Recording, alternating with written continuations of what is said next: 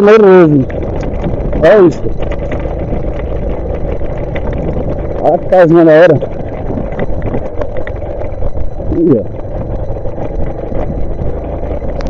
Eita, soltão velho. Mas eu coloquei outra gravação porque acho que a câmera não vai esquentar para o ponto de ligar, né? Pessoal, se vocês estão gostando desses vídeos falando na chuva, deixa aí nos comentários, pessoal, se vocês estão gostando, porque aí eu gravo mais. Agora se vocês não deixarem, eu não gravo, né?